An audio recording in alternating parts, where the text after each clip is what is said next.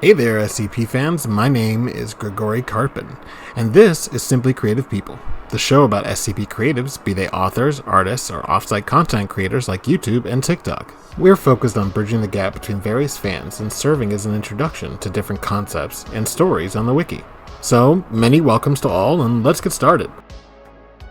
So, welcome to episode 3 of Simply Creative People. My name is Grigory Karpin. I think I've introduced myself twice now, so we're probably good on that.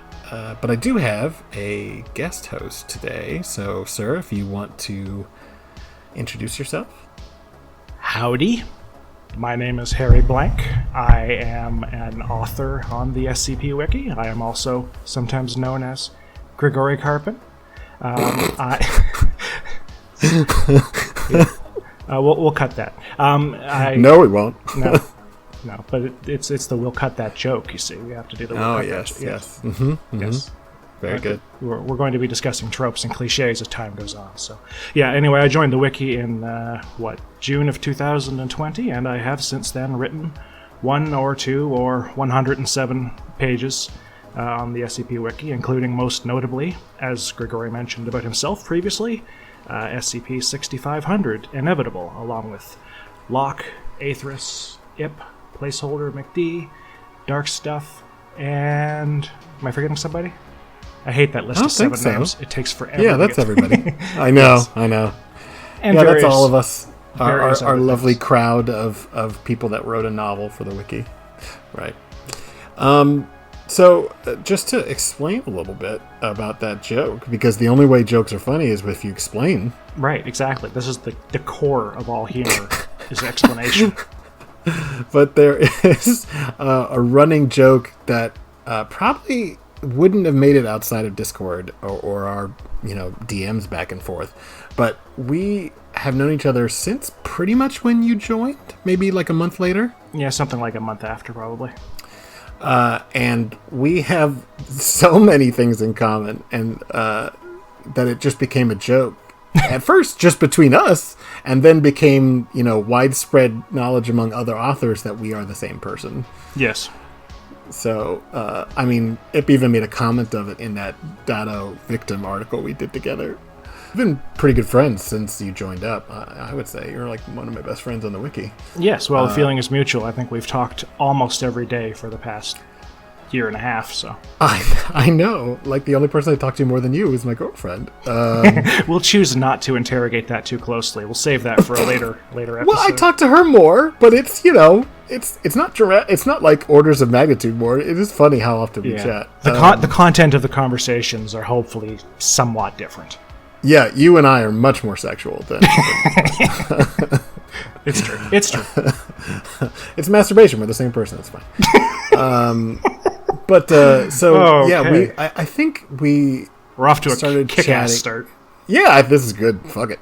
I think we started chatting because I think I asked you for crit, or you volunteered for crit in one of the Discord channels. Yeah, you were asking for crit on Hamartia. I can never remember the names of your articles. Oh, right. I can never remember the numbers of your articles, but yeah. Man, numbers are hard, especially once you have articles like we have. Like, just... I have to look it up all the time. Dozens and dozens of them, yeah. Right, yeah. Harmatia, which is 5612, and you gave me some very good crit on that. It was probably just line by line and absolutely nothing useful other than that. That's very useful. And then I think, I kind of asked, what have you, written? I think I had talked a little bit with you or seen some of your stuff around, and you linked me your 22,000 word epic. 23,000 words across 2 tales, yes. The significant others. Significant others. I was trying to fuck. It's completely losing track of titles. It's okay. I'll forget your numbers. You can forget the titles, and between the two of us, we'll have one functioning brain. And then I came back, I think, like a day later, and was like, "Wow, that was really good." And you were like, "What? You read that?" Yes, I was astonished anybody had read it at that point. It's done fairly well since then, but 23,000 words is kind of a gate. I'm going to take total credit, though, because I featured it on the front page. Yes, you set the rocket up. Absolutely.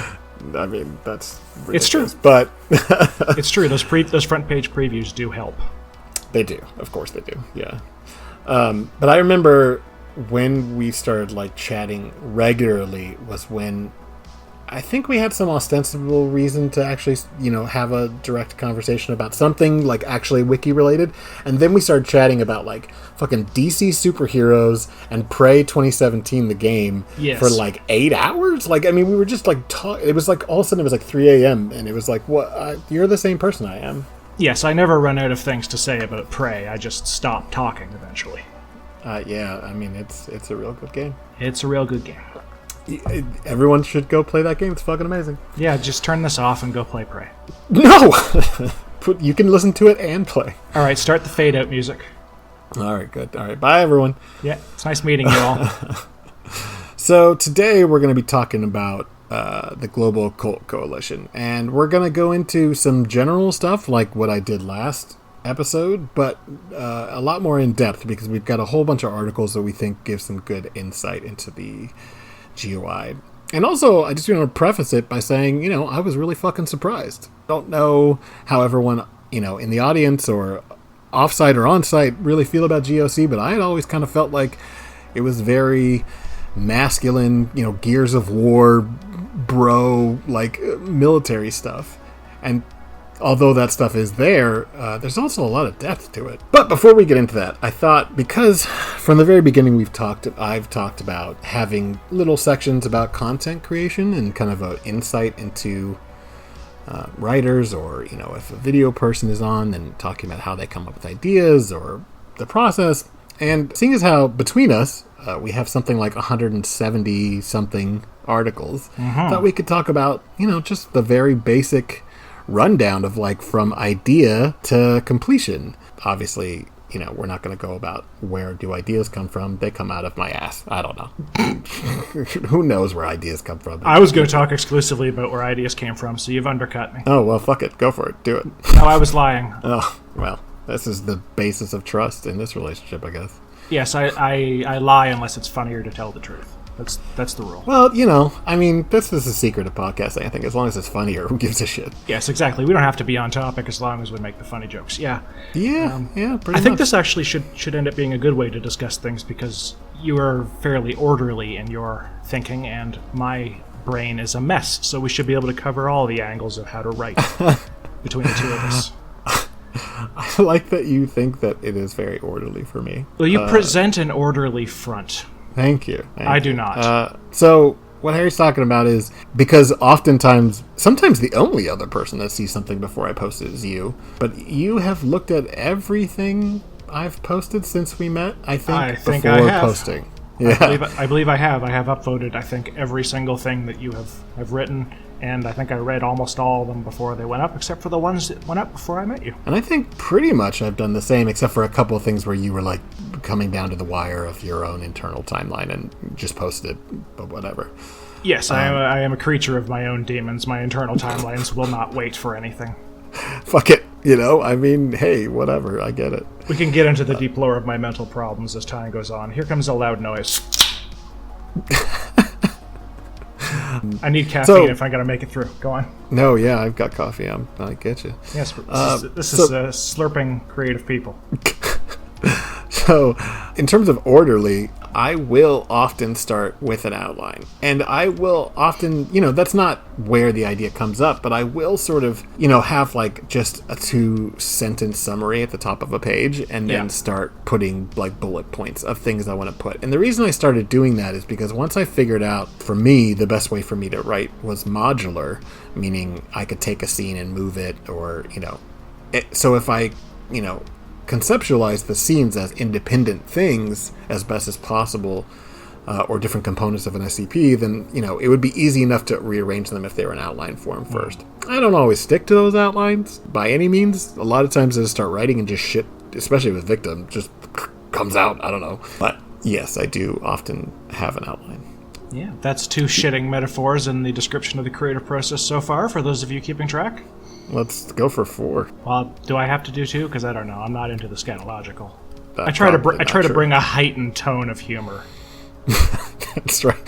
That's right. So you're a freak and you have outlines. We've established that. Yeah. I'm very type A. Very type A. I hadn't noticed that. I mean, there's a reason I went to law school. Yes. But and there's a reason that I did not. Oh, right. So, on the podcast today, we have 2 people with doctorates. Isn't that weird? We're 2 weird. people whose usernames do not include the word doctor, and we do indeed both have doctorates. That's right. I've got a Juris Doctorate, and you have a doctorate in history. That's correct. The reason I described that was momentarily, or in fact still, I don't really remember what PH stands for. It stands, the whole thing stands for, and I cannot pronounce this correctly, but it's okay because fun thing about Latin is no one can, we just guess. It stands for Philosophiae Doctor, Doctor of Philosophy. That's funny, seeing as how there are lots of people with PhDs that have not studied nor will never study philosophy. Yeah, it's the ancient Latin meaning of deeper knowledge is philosophy. So everything that isn't medicine or... do scientists get PhDs or do they get something? They think everything that isn't medicine is philosophy, and I guess medicine is fakery. We're talking about the ancient Latins, right? Ancient Latin doctors didn't know their asses from their whatever. Yeah, that's true. They knew more than medieval doctors, but yes. Talking about medieval doctors in the context of SCP gets us too close to territory I'm not interested in, so let's move on. Right. Oh God, right. We're just going to try to alienate everybody who came here to listen to the popular stuff. Oh, no. I like some of the popular stuff. So. Yes. I mean, hey, currently, Harry and I are writing a series entirely based on and expanding 093, because that is one of my favorite articles. 093 is easily one of the best articles on the site, yeah. Yeah. It's fucking amazing. So people that think new authors don't like Series 1... That's not entirely true. My favorite article is in Series 1, and it doesn't count because it was written in 2014 on the Spanish wiki and then ported over, but we'll get to that sometime. That one's real good, though. It is real good. Content creation, right? Content creation. So I'm ordered... This has been tangent creation. It's fine. Like I said when Jackie was here, organic conversations are not based on scripts. Who gives a shit? How does it work for you? Yeah, generally the idea comes into my head, and then I start somewhere in the middle, and then work slowly towards the beginning, and then bounce back towards the end, and then generally make my way closer to the beginning, then right in the middle sometime, and then eventually it takes on the shape of a completed thing, and I rewrite it from scratch so that it's not insane, because my brain is... a series of twisty little passages, none of them alike, to paraphrase Zork. So if anyone's paying attention, that means he writes them twice. I do. I write almost everything twice, and that's actually a really valuable tool. No, it is, yeah. Because the cool thing about, if you're a decent writer, and I don't claim to be, but if you have any kind of sense of words, your brain will not really allow you to write something that sucks twice if you're paying attention. So if you have your first draft up beside you and you start typing your second draft, the second draft will probably turn out better just by virtue of your brain going, that's not exactly how I would say that in a perfect world. Drafting can be useful. It's just that most people hate doing it. I do hate doing it, but I was taught a very different way of editing that is very effective for me, so it works out. And this is through like the law, but it works for fiction as well, where I will look through a first pass and when I'm editing, and we'll look for substantive things that need to go. Does this plot point work? Does this dialogue work? Etc., etc. And then I start looking for if it all kind of coalesces and makes sense. And then I worry about spelling and grammar, but I'm not that great at that. Yes, what he means is that I worry about his spelling and grammar. I mean, I do worry, and I'm impressed with how few corrections I get back these days compared to when I first started.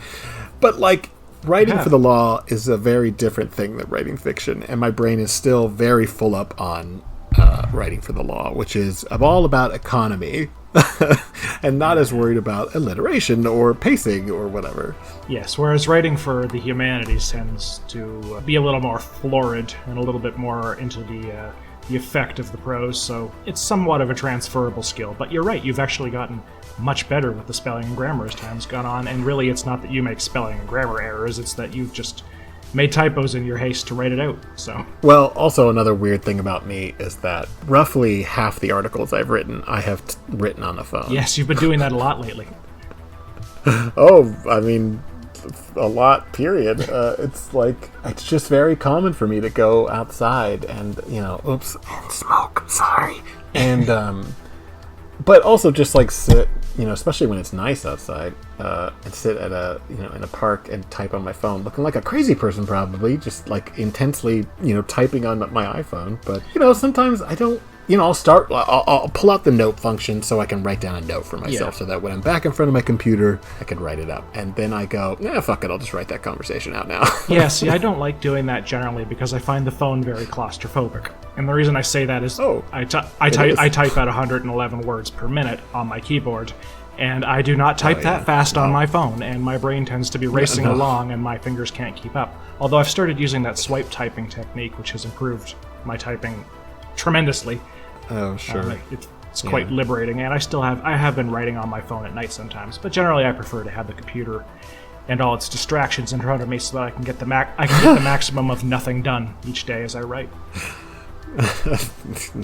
That's right. The person who has 107 articles in less than 2 years gets nothing done. I'm constantly hearing about how fast I am, and if you had any idea how much time I waste not getting things done. No, I'm aware. Yeah, it's funny to me that, like, really, well-known authors and lesser-known authors, I will see all the time complain about, like, the writing process. And, it is painful in some ways, birthing an idea, but I also find it so, I don't know, like, I've been unemployed for, like, the last year and a half. It's been a weird, it's pandemic. So I found it to be like, if I'm done applying to jobs and looking for, side gigs or whatever, and then I sit down for 3 hours and actually write something, it feels like, today wasn't a complete, muddy bog of failure. Yeah, it's lovely to have something, even if it's a single thing, to look back on and go, well, the end of the world was not entirely unproductive. Right. Yes. I mean, pandemic is almost entirely, the basis of why I started writing on the site. Same here. At least for this much. Yep. And our friendship and friendships we've had with other people, including Ip, who we both looked up to a lot, and now we consider just a friend we talk to all the time. Yeah, I still look up to him, and he's my friend, but yes. Well, I'm not saying I don't look up to him. I just, I'm trying to position myself as the better friend to Ip here, so that I'm throwing you under the No, that makes you the better fan. I'm the better friend, obviously. Arguing with a lawyer, it's never a good idea. Content creation. Sorry. Yeah, so where do you get your ideas from? Oh, God. Sometimes I will get an idea that comes up based on something I'm watching or something I'm reading, but it usually is not a one-to-one like that. It usually is stuff that, stews for a while. And then, and sometimes it'll set out saying, okay, I want to do this. A lot of the victim projects have been like that. They've been like one sentence, like what kind of media and what's the twist, right? And so those have been very project or objective oriented. Like I have a thing, and then they become something else entirely. But the other ones, like for example, I wrote one recently that was about essentially it's a ghost story. It's a haunted mausoleum. I woke up in the middle of the night and pulled open my phone and started writing down ideas. I don't know if it was based on a dream or what I was playing that day or whatever. I don't know. I just was suddenly fixated by this idea of people being forced into silence, and the only communication going on was through living stained glass. So that's a really good one. That one's really fun. The images really make it pop too. Yeah, I busted my ass on those images. You did. Oh, so if anyone's looked at my articles and thinks I have nice images, thank you. But also, the reason that I have is that this motherfucker is the one who's taught me how to do photo editing. Yeah, I've had to teach myself over the last little while. My very first article was almost deleted because of how bad the image that I posted it with was. And so I have learned over the past little while how to Photoshop much better than I originally knew how. And then Gregory learned as well. But you did. You gave me, it was and it wasn't even over voice call. It was through text messages or, Discord messages.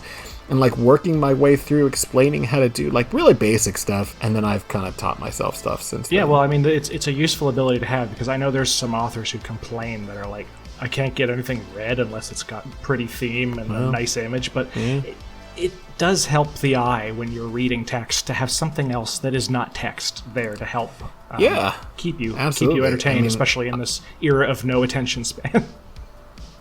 Right. And I mean, we both are old school comic book fans, and there is something really effective about illustrative storytelling. And, oftentimes I will skimp on the written description of something if I have a picture of it. Because I don't want to describe the dimensions of that sign or the mug or whatever. I'll just put a picture in there. Right. And, it's very efficient. And the wiki has moved away from describing things in excessive detail anyway, so... Right. That is one thing that I think the evolution of the wiki has been a good thing. I don't really want to read how tall something is. No, we've got more than enough examples of a 3x3x3 geodesic object within a 3x5x12 chamber with one guard, one guard stationed. It's like, Oh, God. I was just listening to Discovering SCP, and Tanhoney always does this really funny thing where he goes, one. Which I gotta say, it's Tanhoney, you're probably not listening, but that's a funny bit. Anyway. One among many. Yeah. All right, content creation. Oh, right. Yeah, so I don't know, do you have like more of an objective based, like you come up with a purpose for a story, or do you have things that just kind of pop up? I generally have an idea for a concept of a story that I want told, as opposed to a thing that I think is spooky. And this is one of the things that really hurts us as a community writing project, with Series 1 being the first thing some people see. They click on 001 and they go, I don't understand what this page is, so they click on 002 and they go, oh, here, okay, and they read the first 5 or 6 and they go, I can do an object that's spooky, and they write an object that's spooky, and it crashes and burns, because not only are these 14-year-old articles, they're the ones that were decent enough to survive the deletion processes that have happened over the years, and most of the people who show up at random at any given day writing their very first article aren't going to write an article that not only survives in 2022, but is as good as the ones from 2008, so they crash and burn. So you don't so much want to show up and go, what would a spooky monster look like, as what effect would a spooky monster produce, and try to get that in your story. Yeah, I'm always, up until recently, for the last year and a half, I've been really active in the critique kind of community. We have a thing on the wiki called the Butterfly Squad. The Butt Squad. Where the Butt Squad, right? Who are a bunch of volunteers. We're not members of staff. Who just do critique, on the forums or, in Discord or whatever. And mostly I just kind of got burned out, so I wasn't enjoying it anymore, so I've taken a step back from it. But most common piece of advice I have when I was talking to somebody about their idea was, don't worry about the anomaly that much. I'm not saying it's not important. It is. But don't be worried about describing the anomaly first off. Tell me, what is the story you want to tell? Right. It doesn't have to be something deep. It doesn't have to be some, epic, poem. It doesn't even have to be something emotional. But do you have an idea for a narrative? And then you can just kind of make that anomaly work for it. That's right. The anomaly should not, the narrative should not be in service of being able to have your spooky monster. If you have to have a spooky monster, it should be because it makes a narrative better. My first SCP is a slit-faced mirror monster that keeps bugging this one guy, and on the face of it, that's a 2008 idea. Scary mirror monster won't leave a guy alone. That's 2008. But that wasn't the idea as it came to me in my head. The idea as it came to me in my head was, I'm lying in bed, I've been reading SCPs because it's the pandemic and I'm trying to sleep, and why not? I remembered the wiki existed after a decade of not having remembered, and I'm like, all right, if you're so smart, which I often think to myself all the time because I'm trying to undercut myself as much as possible, even in my own head, because that's how my head works. I was going, what would I write if I'm so smart, if I could come up with one of these of my own? And I went, well, I don't know, there's that trope where the guy goes to wash his hands and he looks down at the sink and he looks up and, oh, there's a monster in the mirror. And I thought, how long would it take for that to get old if it happened a lot? Right. And so this idea I had was, what if this guy keeps having this scary mirror monster every day for years? What would that do to you? What effect would that have on your life if it just would not go away? And eventually I thought, well, I think he'd probably just start getting fed up with it, and then maybe he'd just kind of make a nickname for it, and he'd just sort of tell it to piss off sometimes, or clap if he was particularly impressed. And that's what I ended up writing, this idea of what would it be like for that to be happening, as opposed to just spooky monster. Wouldn't that suck? Like, Right. why would it suck? What is interesting about it? And then I completely failed to actually deal with that properly in the article. But luckily, as you said, I was then able to write 23,000 words in 2 tales to cover really how much it would suck to have OCD, I mean a monster, follow you around forever. So it's about evoking an idea. Autobiography. Yes, it was fairly autobiographical. But yes, it's about evoking an idea. It's about having a point. Because honestly, a text description of a monster isn't as scary as you might think it is. And the ones that are actually scaring you, they're not scaring you because it's a good text description of a monster. They're scaring you because they're getting at something evocative in your head, and they're making you think about something that actually does scare you. So don't come to it and think, well, all right, if it had 6 legs and a big tongue and it could breathe, that's not scary. What's scary is the deeper stuff, which is, I think, where most people should start when they want to write one of these articles, is have a point you want to make. It doesn't have to be a crazy, great philosophical point. Yeah, you have to be trying to make a mood as opposed to just trying to describe a monster manual entry, because we have more than 1,000 of those already. I mean, even some modern ones fit into that. I mean, my first article, I think we did this like a year ago or so. I started describing my articles to you in like 1 sentence descriptions, and like they just sound dumb. Like my first one is alien god found in basement. Yes. Actually, Jackie had a Twitter thread of describe your article to me in the worst way possible. Mine was... That's right. That was really I think fun. mine was something like wet cats are angry for $54.94. It was true, but it's... That's very true. Yeah, you boil them down, they don't sound like much, but if you because the central idea isn't that important. Right, it's what you can bake into it. It's what you do with it. Right.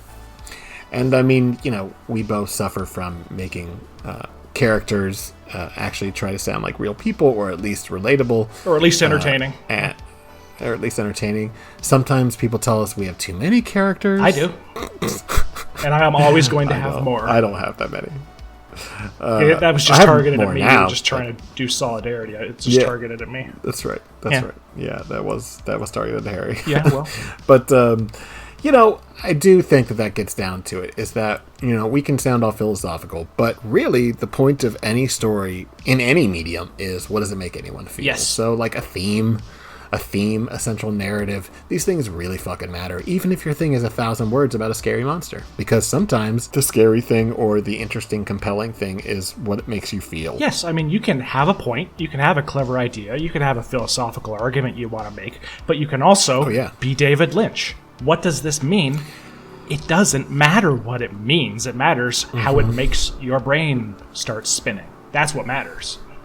And that's a perfectly valid way to do it, is to evoke as opposed to just describe. Right. Newsflash, audience, we are both big fans of Twin Peaks and other Lynch projects. Yes, I'm at least a little bit suspicious of anybody who has seen and is not a fan of Twin Peaks. I can understand why someone wouldn't like it. Like, it is very, especially the 3rd season can get very avant-garde and strange. And the 2nd season can get very crap. Yeah, there's like a whole middle 8 episodes that need to just go away. Yeah, anyway, so go away and play Prey and then watch Twin Peaks. That's what we've covered. So that's content creation in a nutshell. Yeah, people all the time. I will run into people all the time that are, young or don't have a lot of experience writing and want to know, well, how should I learn how to write better? Fucking read more, watch more movies, watch TV. TV these days is incredible. Like, you need to know how to good dialogue is written, then you need to be reading and absorbing more good dialogue. Absolutely. That's where most people come to write from. They come from having read a lot, and it means something to them. There are also people who don't read at all and can write well, but that's not something you can plan. That's just they got lucky with the way their brains work. Yeah. Yeah, there are people that are just show up in their first thing, Sloth, with their amazing first article, which was 02, right? 6,000. All creatures great and small by Big Sloth on my face, which is also a fantastic username. So he just came out all guns firing all at once on that one. Yeah. their first article was their entry for 6K, and man, that article is incredible. Yeah, they got 7th place out of about 100 articles, and I'm pretty sure they actually got 6th place and beat us, but I'm not sure how the judges figured out otherwise. And it doesn't matter. It's a fantastic article, and Sloth is awesome. So. All right. Well, why don't we move on a little bit? Let's talk about the GOC. Okay. Ostensible reason why we're Yes, here. this was scheduled to be a 20-minute talk about content creation, and we are now at 33 minutes and 54 seconds. Oh, it worked out. It's good. People are here to listen to all sorts of shit. Mostly just my jokes stretching it out. But anyway, let's go. I'm going to edit the shit out of it. Don't worry about it. Okay. It's going to turn out this was actually another solo podcast by Grigory Karpin. No, God, no. But I thought, I think in a regular basis, I want to talk about people's first impressions of these GOIs or canons whenever we get to that point. So what was some of your first impressions of the GOC? Well, this is one of the problems with the tentpole stuff on the wiki, where everybody knows about it a little bit and everybody uses it, is that it's odds are your first encounter with it is going to be the TLDR not very good version. Like the Chaos Insurgency is the Deus Ex Machina that I use to have an explosion in my SCP. Well, the GOC is the Deus Ex Machina where something went wrong because idiots got there first. So that is my first impression of the GOC, is that they're the idiots who get there first and don't know what they're doing, and they try to break the thing, and it explodes, and everyone dies, and it's their fault. And that's just because, and I'm guilty of this as well, quite frequently, the Too Long Didn't Read version is terrible. I didn't think they sucked as much as you do. I don't tend to form extreme opinions like that, especially when something isn't good and is old. I like to kind of have a sentimental historian's approach to it, where I'm like, oh, that's an old thing that isn't good. I like it. I want to reference it. It's the Grant Morrison writing technique of anything that's old and dumb, I kind of like. And that's the impression I had about the GOC, was it's an old dumb thing, and of course, that's deeply unfair and completely wrong. Right, yeah. So that is a nice segue into mine, which, I don't think I thought it was bad, because I hadn't read enough of it. But I always just thought boring, because I don't want to read about the military. Right. Like, any of the SCP articles that are, like, super focused on MTFs, doing, like, Black Ops stuff, I just kind of, like, tune out. Like, I don't care that much. So, it's the same thing I thought about the GOC, especially with the early connections to, like, Clef, and that character, which, let's not kid ourselves, the early renditions of that character were very two-dimensional. Intentionally, but yes, absolutely. Right, yeah. And, and no shade, if, anyone likes Clef. I've been writing Clef a lot lately, and I quite like him now. Clef is a lot of fun. Yeah.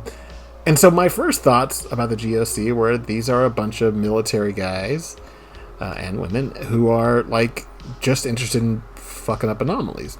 And so I think a really common thing that people come to the GOC is GOC bad, Foundation good. I think to some extent, a lot like Sarcasm, which we covered in the first episode, the reason I think a lot of people think that is because most of people read SCPs primarily, and SCPs are usually, though not always, from the perspective of the Foundation. So the Foundation is the one, is the organization who thinks GOC bad, we good.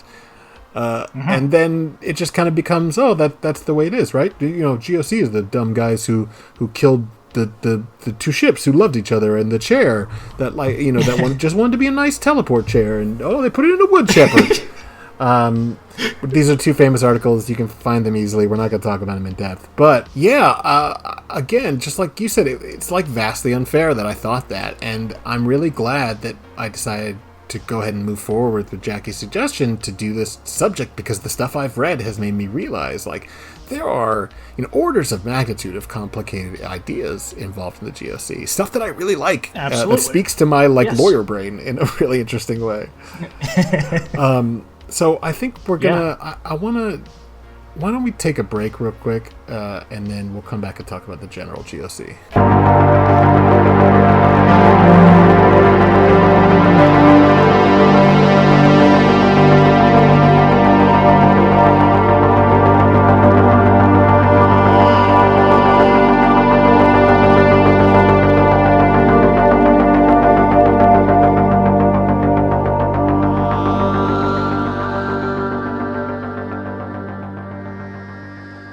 So we are back from break. Are you back from break, Harry? Yeah, I haven't left my chair, Grigori. Well, you should do that occasionally. Gosh. I try not to. I'm built for this chair, and this chair was built for me. I almost made an Amigara Fault joke without even meaning to. Oh, that's nice. Nice. Really, yeah. Very, very on brand for the creepypastas. So anyway. Junji Ito is pretty great. Yes, this is a hot take and a half, isn't it? I know. Oh, we like Lynch and Junji Ito. Shocker. Come here for the incredibly controversial deep dives into fiction. So anyway. GOC stands for Global Occult Coalition. Basically, they are intended to be taken as kind of an openly political organization, but they're still covert. Like, they are, like the Foundation, not operating out in the public eye. But their organization kind of focuses on the global stage, but they need to be kind of directed to do so. They are a military force, although there are other aspects to them, and they serve under what is called on the hub the United Nations Secret Council of 108, which, the 108 are these organizations and cults and conspiracies that have all gathered together and are somehow connected to the process of the UN, and they have this like air of legitimacy, right? Like they're in with the UN. Yeah. This is from the hub, and there's a quote. It says, "We, the undersigned leaders of the 108 major paranormal organizations, authorize the formation of an internal organization dedicated to keeping the peace and identifying, neutralizing, and containing said para-threats, being the highest authority in such matters, superseding all national, international, and otherwise corporeal interests." Which is interesting because it seems like a direct sort of reference to the Foundation there at the end. But yes. What's interesting is, on the hub, there's like a footnote that explains that this was originally proposed as like a sister site. Yes, it was. It was the GOC wiki. So there was a wiki, and I don't know the ins and the outs of it, but essentially it didn't work out, and it wasn't getting the same kind of attention as the SCP wiki, and they decided to port it over. Yes, it was the GOI was created by Cain Pathos Crow, but the wiki, I believe, was created by Dr. Clef. And that makes sense. Eventually, Clef is a very big contributor. And eventually, when the interest wasn't there to keep it as a separate wiki, it was folded back in as a canon, which is why the GOC GOI page is under canons, which is really, really, really weird if you don't know that it's there because it was formerly its own website. And it also says, this is fun little bit in the fine print, be aware if you contribute to the Global Occult Coalition canon stuff, and there's ever enough popularity to make another wiki, it may be made another wiki again, and your stuff will be going to that other wiki. So, exciting. I don't think that's going to happen. It's not extraordinarily likely to happen, but I enjoy seeing it there. It's kind of like a fun idea that all the good GOC stuff is going to be raptured out of the wiki. It's fun. Especially because that original thought process was probably clearly attached to the case files, which are the early material that's on that hub. And those feel very different than the stuff that's around now that deals with the GOC. The GOC as a whole evolves a lot as time goes on. I mean, you can see that right in that initial weird contradiction of, it's a part of the United Nations that handles occult stuff. It's also 108 weird organizations that you've never heard of that are all very strange sounding. And those two things kind of like seem to be fighting with each other as a concept, but they make a lot of good out of that contradiction and some of the stuff. Yeah, I mean, of course it is a contradiction because the different organizations that we'll cover a few of them right now are they're like conspiracies, but like they are. The UN is not a conspiracy. Well, I mean, I guess it depends on what perspective you have, but there's a lot of conspiracies in them. I was always thinking of the GOC as kind of like it's like the Illuminati, except they've had to play second fiddle because the Foundation is better than the Illuminati at the Illuminati's thing. And that's funny because you look at the list of 108 and the Illuminati is actually in there. Like the actual, and it's specific to the Bavarian Illuminati. The Bavarian Illuminati. Which is pretty funny because I don't think Bavaria is like a very powerful nation and hasn't been for like a hot minute. Like maybe not as far back as like the 1600s. But you know, and Bavaria's not even a nation, for Christ's sake. It's like just part of Germany, isn't it? Right? Or Austria? I can never remember. Oh god, we just lost the DE. Oh yeah, the German wiki hates us now. The Austria wiki is a big fan. There is no Austria wiki. No, but it's just Deutsch. Right. It's most of the wikis are language based, not So there's the English wiki, which is anyone who wants to write in English. It's not for specifically English nations. That's right. There's very few of them that are specifically centered on one country. They're more about languages. I guess we seems like we've just found another podcast topic here. Oh yeah, that's true. That's the whole other thing. And I'm not wikis. And I don't know anything about them, so I'm not going to. I know some things. Well, I know enough that It's all excellent, fascinating stuff, and that's probably worth covering at some point. Oh, absolutely. Like I said, one of my favorite article came from one of the international branches. So. Right, yeah. And you just did a long tail series that was all about visiting a bunch of different branches and their SCP lore. Too. Oh, right. Yeah, and an SCP, and I only screwed up 5 or 6 different times. Well, you were covering a lot of different information. Yeah, it's fun to do research into the other branches, but again, I think we're losing our focus here. Well, that's all right. So GOC. So there's a Council of 108. Now, for the most part, I can't find like a concrete list of who the 108 are, and I think that's probably intentional, right? Yeah. So, but on the hub, they do talk about a few of them. It's not exhaustive, obviously, because there aren't 108 of them. But the first one is the Bavarian Illuminati, which I thought was funny. I don't even have another note for it because it's just funny that it's like, hey, these are conspiracies. No, literally, look, the first one is the Illuminati.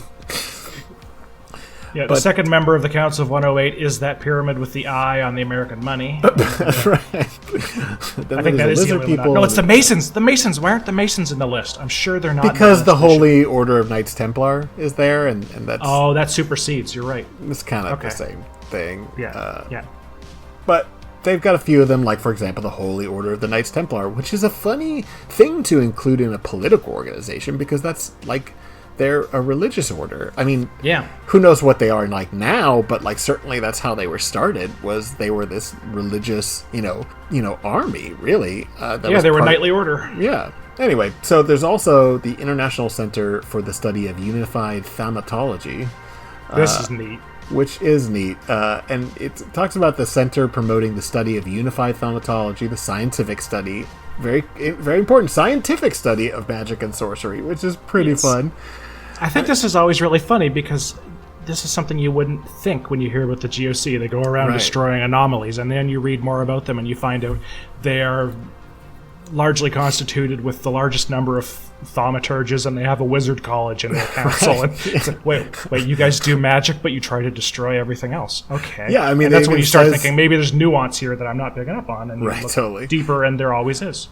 Yeah, and I mean, I think, I don't know how much of it was originally intended, but the contradictions go throughout, and I think it is pretty interesting. And it is sad that a lot of people write the GOC as just the butt of a joke, or they're just the military bros. And I think that aspect of them applies, but also, they've got, and it says, currently the largest magical college in the modern world, with campuses in all GOC member countries, including Japan, United States, South Africa, and India. So it's like, oh, wow, this is like Hogwarts if they trained soldiers.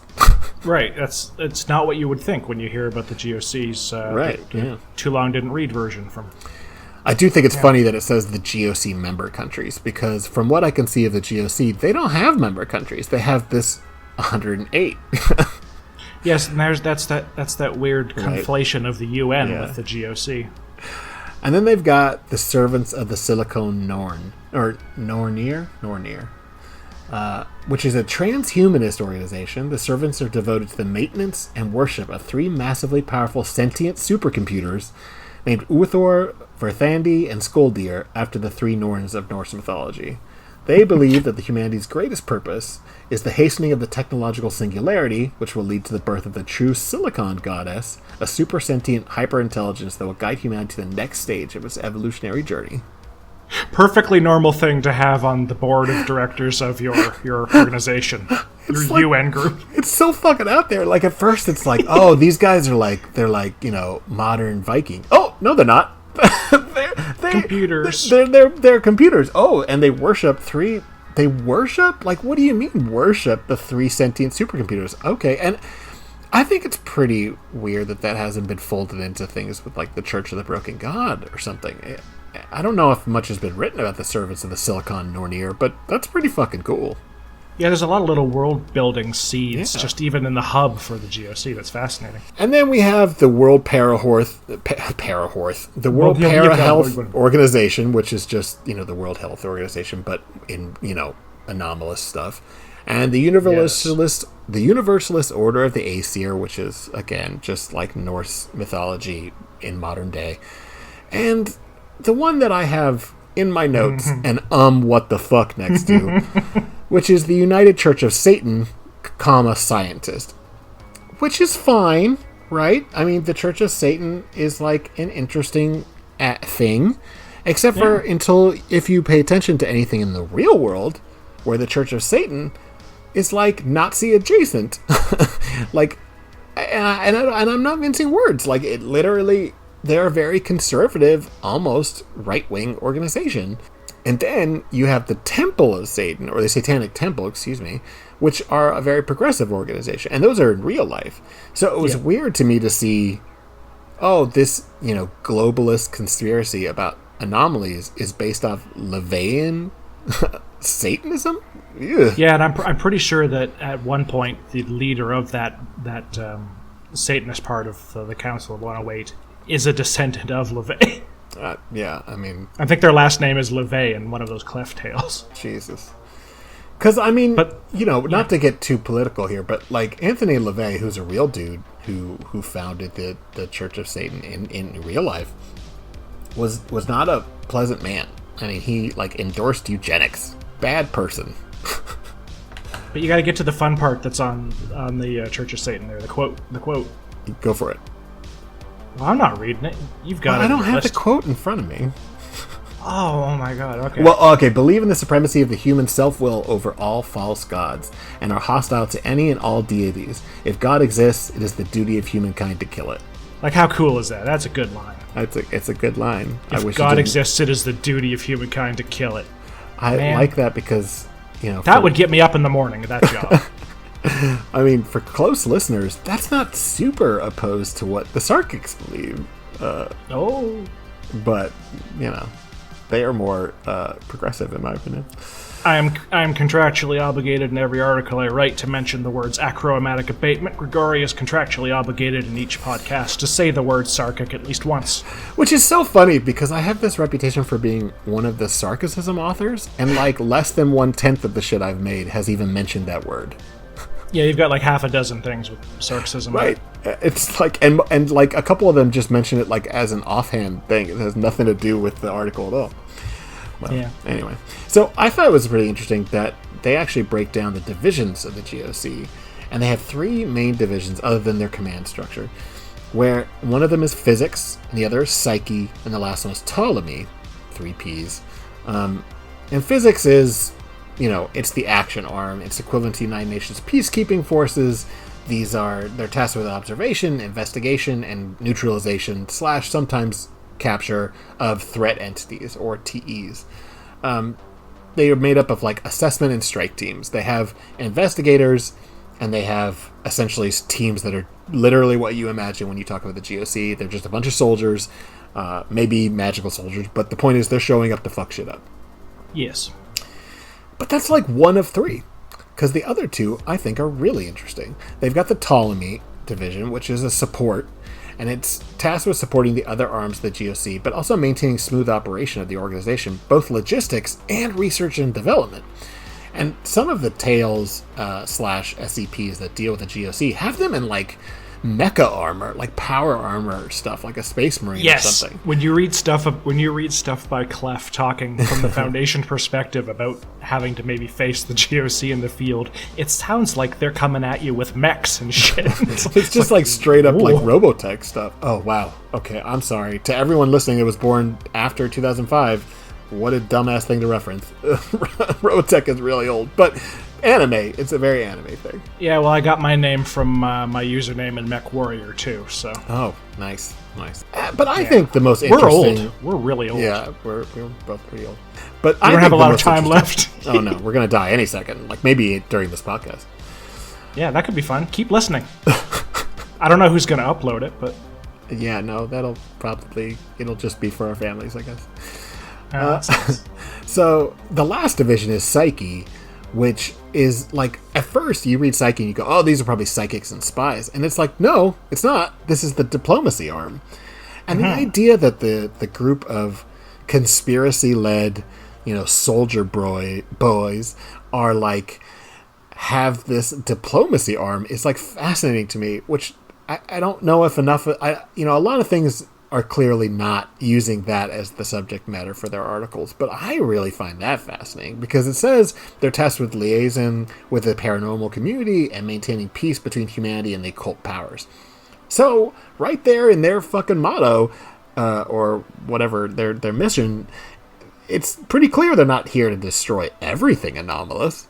Yeah. I mean, I think it's really cool because then they break down into the UN terminology because they have special observers and ambassadors, just like the UN. And so then I feel like we swing back into the legitimacy, because if they are, funding and operating UN ambassadors and special observers the way that the IRL UN does, only to the paranormal community, well then all of a sudden I can see why people say that these are a little bit more legitimate than the Foundation in terms of legality. I don't know. I would like to focus. I think I probably want to write something about that soon. The idea of diplomacy being a focus, because this is such a wide world with so many different organizations and nations that are tied up with the anomalous, that it is kind of crazy that we don't talk more about the diplomacy of it.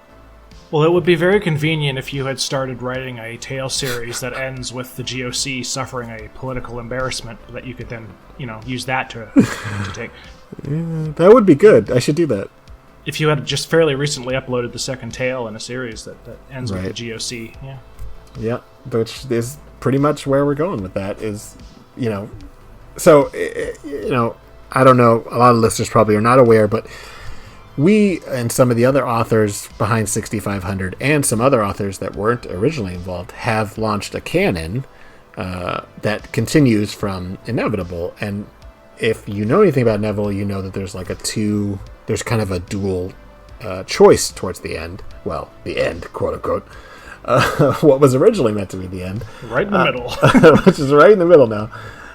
Where, the Foundation decides whether or not they're going to dissolve. And, in one path, they decide no, they're going to keep going as they have. And in one path, they decide yes, they will. And we are, telling the stories. Technically along both paths. But the one I'm more focused on is Vanguard, which is about this new organization that is, kind of open to the public and involves all these GOIs. And it is very focused on diplomacy and public relations. And it's awesome. I'm pretty fond of it. Yeah. Yeah, So, they've got a 5-fold mission. Before we talk about some articles, their 5-fold mission is survival... The GOC. That's right. Not Vanguard, the GOC. Right. Fuck Vanguard. I mean, it's good, but forget about it for now. The survival... Go read our stuff, but don't think about it right now. That's right. Open up a tab with our stuff. Anyway. So the 5-fold mission is survival, concealment, protection, destruction. Right back to that bro thing. But the 5th one is education, which, I think is, again, it's just so chock full of contradictions in the best ways. We have to explain these to people, but we also have to keep it secret and don't tell anyone. Right. Yeah, so, I mean, it's pretty clear that they are covert like the Foundation. This is a global conspiracy. Yes. But they're a lot more open and interested in diplomacy because, we just said, they have connections to all these paranormal organizations and communities. Whereas the Foundation does care, but is kind of less concerned with how anyone thinks about them. That's not always true, but in general, they think they know best, and they're not going to worry about the outside perspective. Yep. Although that is not true in many articles, but, as we talked about before, there's no canon, blah, blah, blah, blah, blah. So they say. But survival is Global Occult Coalition shall hold the survival of the human race against all threats, paranormal, occult, paratemporal, as their highest mission. Concealment is, as the knowledge of the parathreats would result in mass panic and heavy casualties among the general population, the GOC shall conceal the existence of said parathreats. So, just like the Foundation, they also maintain the veil. Protection is, although considered expendable if necessary in pursuit of the first mission, individual human beings shall be protected whenever possible. And here's a big transition from the SCP Foundation's philosophy towards other human beings. Right, yeah. Although that first part of the sentence does say they are expendable if the survival of the human race is at stake. So they also are cold, not cruel. But destruction is, as the existence of parathreats is in itself anathema to the survival of the human race. No unnecessary risks are to be taken to ensure the survival of parathreats. So this is the primary difference, I think, between the Foundation and the GOC. They are not actually interested in destroying all anomalies, as I previously erroneously thought. But they are not interested in protecting the anomalies. If it's a threat to humanity, then we should fucking kill it. They're not interested in developing that curio cabinet of anomalies that the Foundation is going for. Right. Yeah. Because the Foundation is very, very reticent to neutralize a threat. They would much more likely... Yeah, they want to put them in a box. And what's really interesting, I think, is this fifth mission, which is education, because the GOC shall make every effort to expand the base of knowledge regarding parathreats, which, again, is another aspect I feel like, maybe I'm just ignorant, but is not a strong enough, a focus of some of these stories, because they're not just interested in destroying or concealing the anomalies. They're also interested in understanding it, like the Foundation does. But it doesn't feel quite as Big Brother, if that makes sense. Yeah. There's a lot of these aspects that just sort of get overshadowed by the go smash it up or the tactical aspects of it. Yeah, absolutely. So, I thought we could talk about some articles now. You had suggested, and other people have suggested, an article by Rounderhouse, which was technically SCP-5495. Although on the site it's listed as XDoc5495. Do you want to maybe give a little summary of it? Yeah, I'll try to do it without spoiling it because it is a bit of a twisty document. It's written in an unusual format for a GOC. It's not a GOC format, it's an SCP that has GOC annotations on it, because it's describing an event that the Foundation and the GOC are both involved in. So the Foundation is writing the documentation that is explaining what happened in this incident. And what happened in this incident is some people opened up a crate that had a paraweapon in it, and the paraweapon started having some very deleterious effects on local reality and the people who lived in it, and caused a small urban area to sprout out with all kinds of really unpleasant reality-altering effects that caused most of them to die terribly and completely warped reality in the area. And the SCP Foundation file is describing what's going on, and they're saying, well, here's where we think the object came from, here's what it might have been, here's how it got opened, here's how it went wrong. And the GOC is auditing the file with little notes, and the little notes are all kind of like, that doesn't check out. The technical specifications for that don't make sense. That's not what we think happened. And they're just these tiny little poking hole moments all throughout the article. It's really as cool. You slowly realize that the Foundation story, which is that another rogue group of interest caused this problem, one of the ones that's on the outs with people, those bad group of interests people did this, and it's causing this huge problem, and we've dealt with it, but it was their fault. The GOC's little point, it's kind of like Columbo arguing with the killer, where it's like, yeah, but Yeah, but and you get the point at the end that really the Foundation is telling a story as opposed to reporting what actually happened. Right. And it seems like they might know more about why things went wrong than they're telling. It's a very good twisty little detective narrative. Yeah, it's really great because it doesn't present itself as that, and it takes like a second. Like I read it when it first came out. I think I even offered Rounderhouse some crit before it came out, but I did too. But it was just after I'd met him, so a few of the things he felt free to ignore. Well, and that's the thing about crit. He knows now that I get pissy if he ignores me, so he tries not to. The thing I think is the most interesting is that for our subject matter is it really shows like an insight into the relationship between the GOC and the Foundation. Very often the GOC is presented as like, I don't want to say they're the enemies of the Foundation, but they have like a different purpose in most situations. If, like this situation, a parathreat is uncovered and some crazy weapon starts fucking up a small village, the GOC has a very different perspective about what should be done. They probably will want to destroy the thing because it is a threat to the people that live there. And the Foundation is going to be like, nah, we really want to keep this and figure out what it does. Yeah. And articles like this are useful for displaying why the two organizations need to exist in the first place, because it's a weird thing that people need to understand, this weird device that's gone crazy.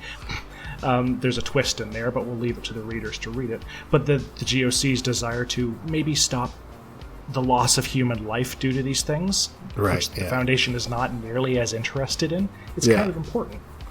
And I think it's a fun dichotomy, but it's also like, there is that gray area of the Foundation where the Foundation is interested in stopping the chaos because those things threaten the Veil, but not for the reasons the GOC is interested, which is to save lives.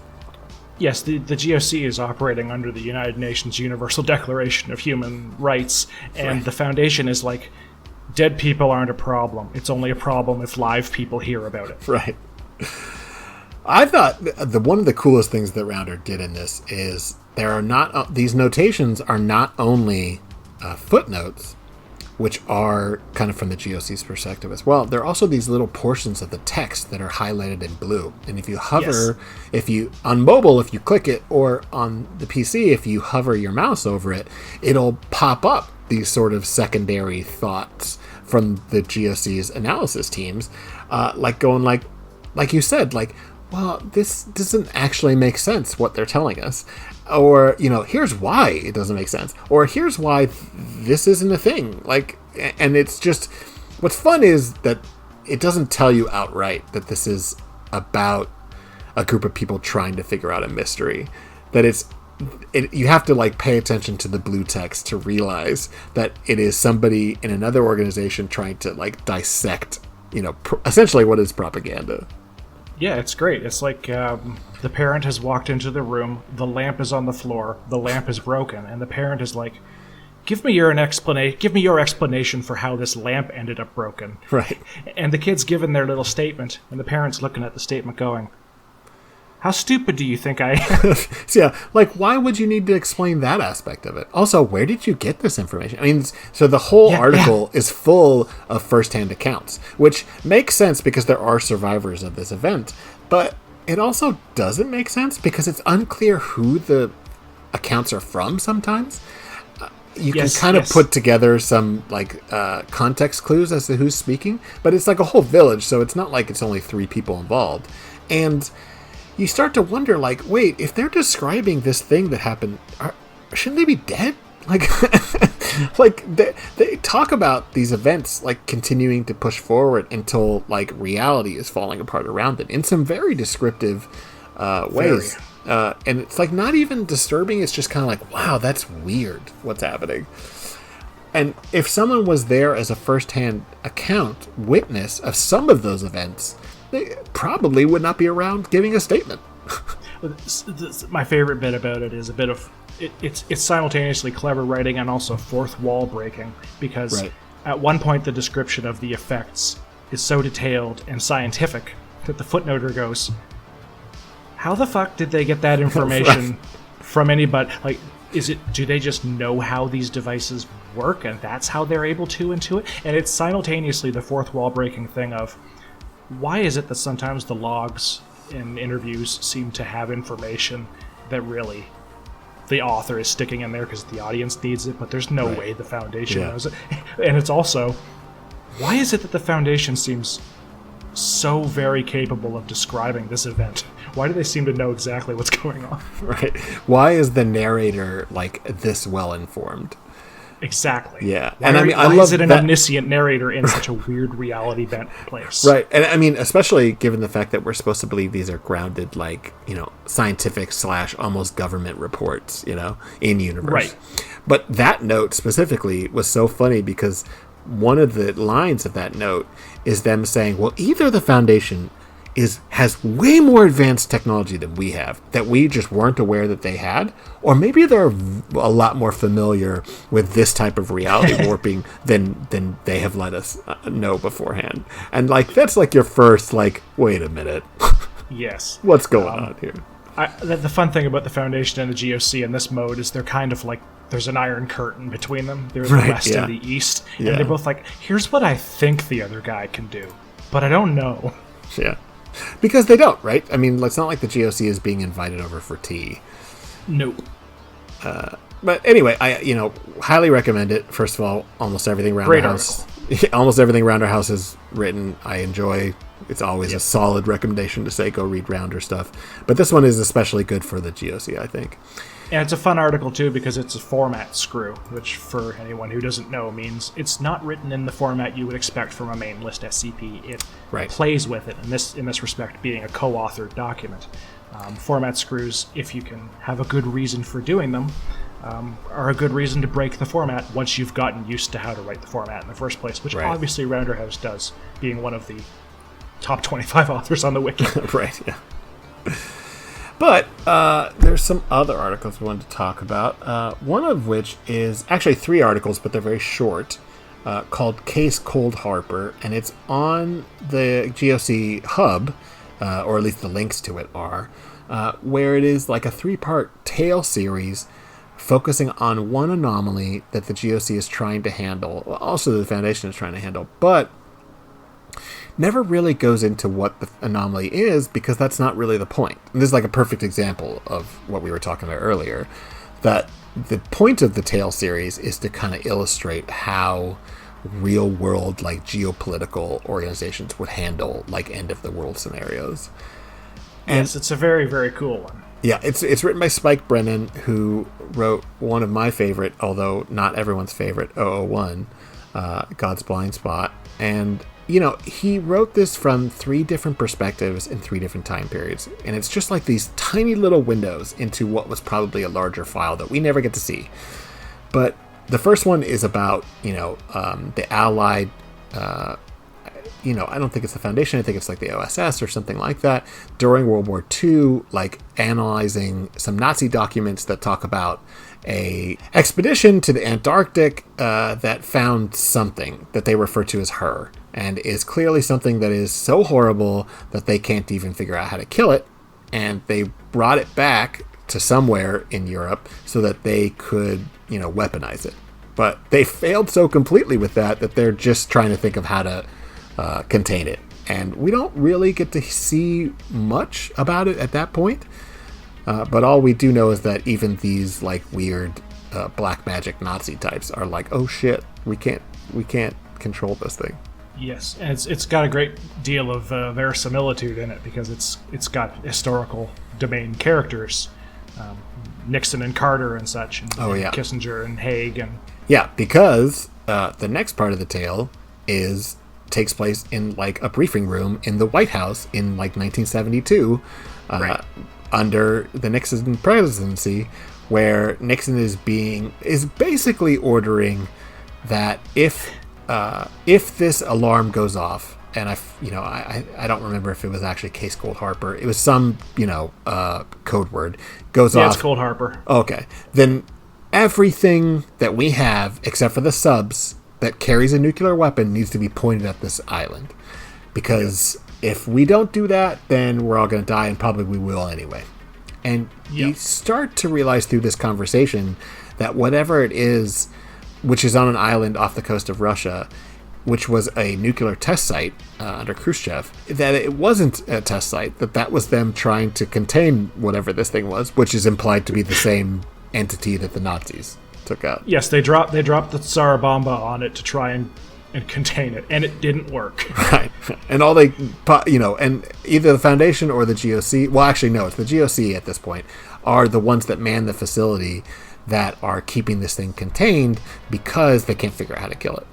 And literally the height of the Cold War, U.S. military, led by Nixon, is saying, we're going to use every bit of nuclear arsenal we have, except for the ones on subs, to fire on that thing, because we won't even have time to run a test run. No, we're just going to fire everything. Bombing runs, everything on this one island.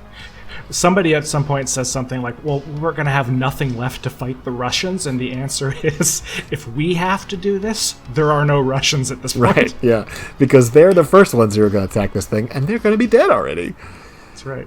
Yeah, and I mean, the best part is that Spike Brennan never actually explains the anomaly. So you are just left to fill in the blanks as to what this thing is by the reactions of these people that that talk about the deaths of thousands on a daily basis, right? This is the President of the United States at Khrushchev, and they're this worried about it. Yeah, and the sort of POV character that comes across all of the tales here is a GOC operative who's always there at the meeting, and not everybody at the meeting even knows who this guy is. Right. He's the GOC fixer whose job is to know about this thing that we might need to nuke. And so they play the sort of shadow organizer of the conspiracy. That role usually goes to the Foundation, but of course it makes more sense for it to be the GOC because they have that legitimacy. Right. They're talking to the president because the president's allowed to know they exist. Right. And what's fun is there's one part where the chief of staff, the White House chief of staff, I don't remember if this is the Nixon part or the part in 91, which was the George Bush senior part. I think it's in the Bush senior one. Okay. I know what you're going to say. And the chief of staff is like, I don't know what you guys are talking about. And George Bush is like, what do you mean? I took you there 2 months ago when we visited Russia. We went out to that island, and I'm paraphrasing. And the guy's like, I have no idea. And he's like, what? Did you guys really have to give him the little yellow pill, which implying amnesticization? And the GOC agent pops up and goes, well, actually, that was us. And the president's like, well, why? We're trying to have a meeting here. And he's like, well, actually, he asked for it after he saw it. It was so awful, he wanted his memory wiped. And again, they don't go into details. They just go, hey, this guy who is knows, he's the White House chief of staff. He probably knows as much as the president or close as to all the secrets of the U.S. government. And he was like, oh, can you just erase my memory? Because I don't want to think about this thing ever. Yeah, that's part of the beauty of these three tales, is it never, ever describes really what this thing is, right. except by the effect it has on people. Make them want to forget, and also make them want to be able to nuke it if they have to. So, I do highly recommend that Spike Brennan project, because it does kind of give some really interesting insight into the geopolitical aspect of it. Yeah. But I wanted to move on because we've got a bunch of them. We do. SCP-4851, which is another one that's from the perspective of the Foundation, and is almost entirely, as opposed to Rounderhouse's article, this one, which was by Tupac Official. Yep, this was by Tupac, which is amazing. I'm not sure how the He came back from the dead. Yes. Well, I mean, it's definitely after he died. But this one is, real briefly, is about this. In 2040, it's discovered that there's these 108 species, 108 species of flora and fauna that are highly resistant to these tremendous amounts of toxins that are, if you look into it, a lot of things that are happening because of pollution and global warming. And they have increased fertility, increased evolution in response to environmental changes, and they have outright open hostility towards humans and man-made structures. 10 years after they're discovered, animals are observed encroaching on civilian population centers, and the loss of life is so dramatic that 150,000 people are estimated to have been killed. Uh-huh. So the GOC gathers together the UN and the GOC to address it, and that's what is the Moscow Agreement. And basically the Moscow Agreement is to strengthen the global response to the threat of this anomaly in the context of sustainable economic development and minimalization of human suffering by pledging each party's economic and military assistance to exterminate all these animals, global surveillance channels to allow for click identification of them where these animals would be showing up, and authorizing global nuclear proliferation in preparation for deployment in areas where these anomalous animals are. Proportionate.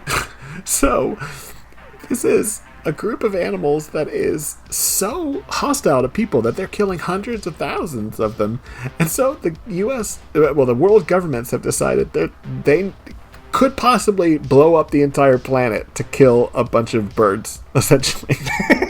Which is just so funny. I mean, the whole thing is clearly like a metaphor for global warming and the response to global warming that organizations and international law has taken, which is, to say the least, not very effective. But this plays to that trope of the GOC thinking that the best thing is to destroy everything, because they get all the nations of the UN together and say, okay, listen, everybody has to pledge that we're going to kill all these animals, and if we can't do it in conventional ways, then we're going to use nuclear weapons. Yep. Which is just ridiculous. And I mean, especially because at first it just seems like, oh, we found these weird animals, oh, they're hostile to people, which, there have been like 100 different articles that take those same similar steps. Yes. And then the article completely stops worrying about the animals and then just it's fairly short, spends the rest of the article talking about how the world government gets together under the GOC to decide to exterminate all life. Yep. It's very matter of fact, and it just sort of ends. Yeah, it ends with this agreement, which is just like, oh, okay, so like our response to global warming is to blow up the planet. Okay, well that seems pretty appropriate. Yeah. I don't see the problem. Yeah, no, definitely not a problem. And speaking of Clef, we have an article here that's from Dr. Clef, which was called Assessment, which was almost entirely from the perspective of the GOC. Yes. And I'm not going to run down a summary of what happens to the article. It's a pretty good article.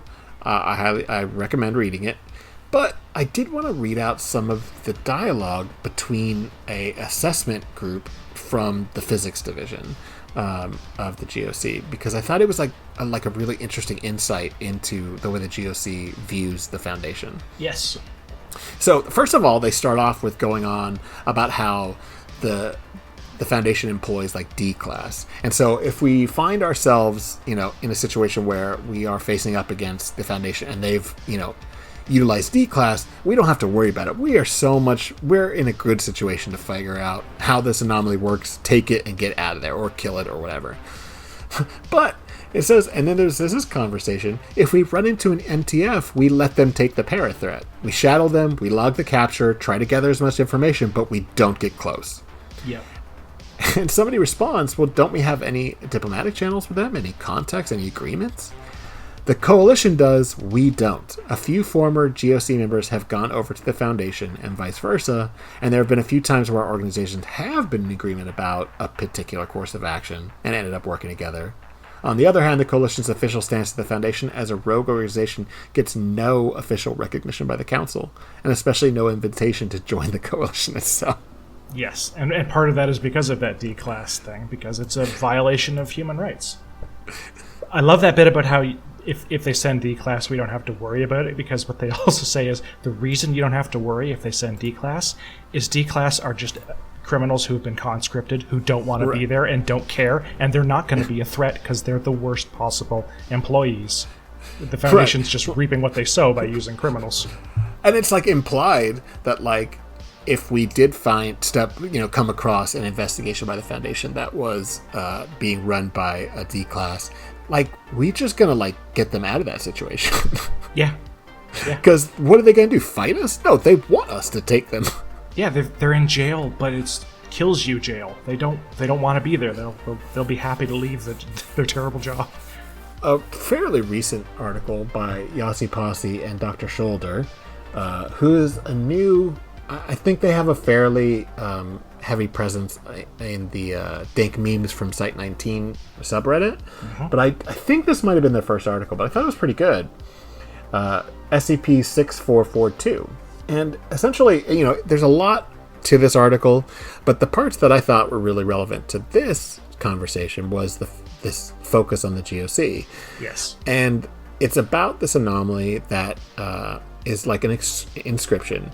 Exposed subjects experience a complete cessation of all neurological functions. So, dead, effectively. Yep. And there's a note that says that since its creation and containment in 2023, the SCP has successfully neutralized at least 8,000 omniscient entities. Right. And omniscient, what does that word mean again? Omniscient means all-seeing. Right. So this is like implying that this anomaly has been utilized to like destroy like gods, right? In terms of it, yes, it would be doing that. It would also be killing anybody the GOC had who is capable of knowing or seeing everything. And it says that it's killed like 2,000 people who work for the So apparently, the article comes out swinging with two premises at once. The GOC has omniscience working for it, and because this thing kills anyone who sees it, and it is part of everything, and therefore anyone who can see everything will see it, it kills all omniscient things. Yeah, which is fun because that it implies that this anomaly is the focus of a significant conflict with the GOC, such that they've lost 2,000 personnel trying to find it.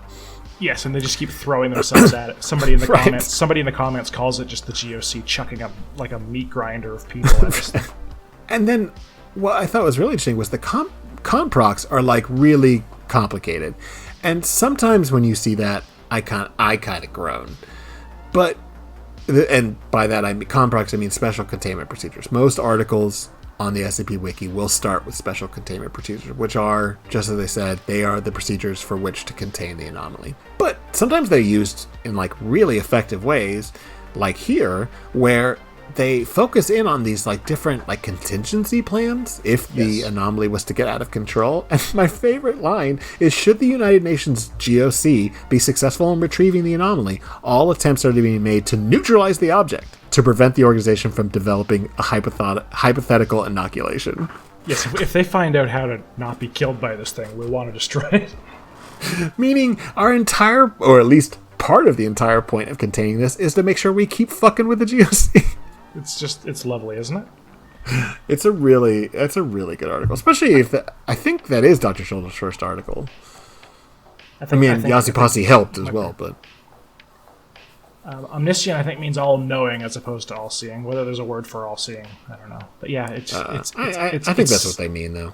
It's a fascinating. I just meant I was correcting myself when I said it was. Oh, sure.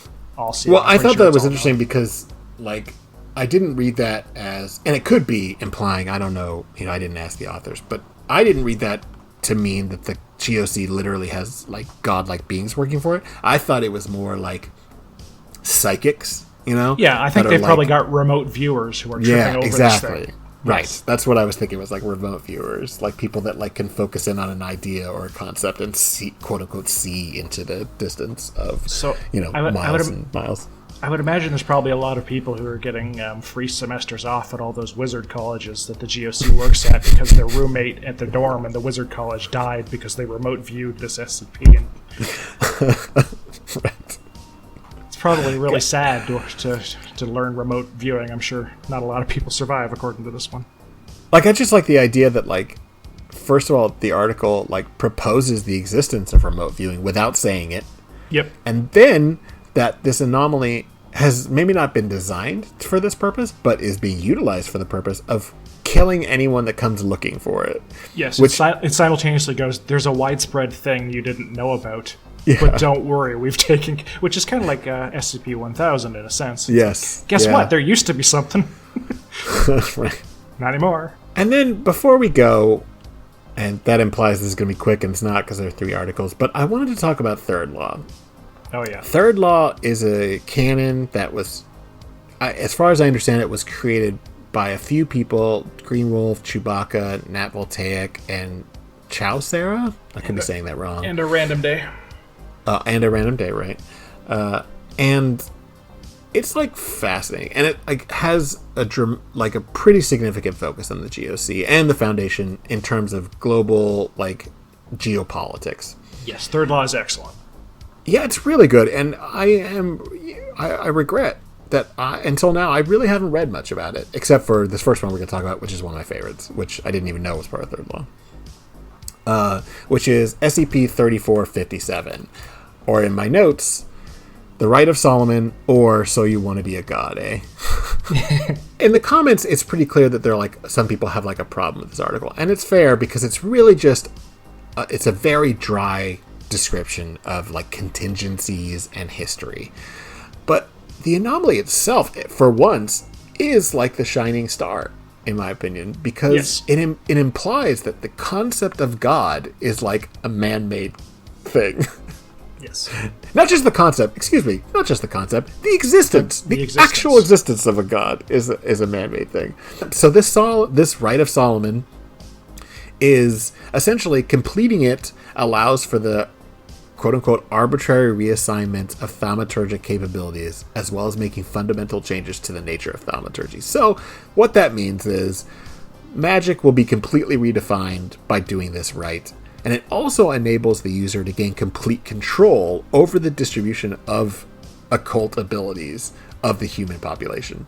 Right. So it's making a god, and not just a god, but the god of magic. And maybe the god of magic is, as they imply, Yahweh. I mean, it doesn't quite say that, but it says that we think the first people that performed this was a group of like ancient like Israeli like monks, which is like, okay, so you're saying that Yahweh was literally someone you set up through this ritual, right? And essentially it's a rite that's used to set up a new deity in the place of the demiurge, which is a concept that's tied back to Gnosticism. Basically, the demiurge is an entity that created the physical world, so like God. And this entity, once set up in the place, is capable of enacting like extensive control over the nature of magic as a whole, and then controlling it. So you set up someone to be the god, and then through the rite, you actually like put a leash around the god. And this ritual is like super old, and people have tried to work it before and have completely failed, leading to like the death of the people that tried to do the ritual up until 1881, because prior to that, they think the existing demiurge would stop it from working and kill the ritual workings, the people that were actually trying to do it. But in that year, somehow, we're not sure how, the existing demiurge was killed by a group of German occultists during the like Sixth Occult World War or whatever. Yep, the Sixth Occult War involved the death of the demiurge, which is terrifying and hilarious at the same time, which is what a lot of Third Law stuff does. And it's also like a really interesting like callback to the origins of the GOC, because the GOC originally was inspired by a creepypasta about some government, I can't remember, figuring out how to assault and then kill God. Right.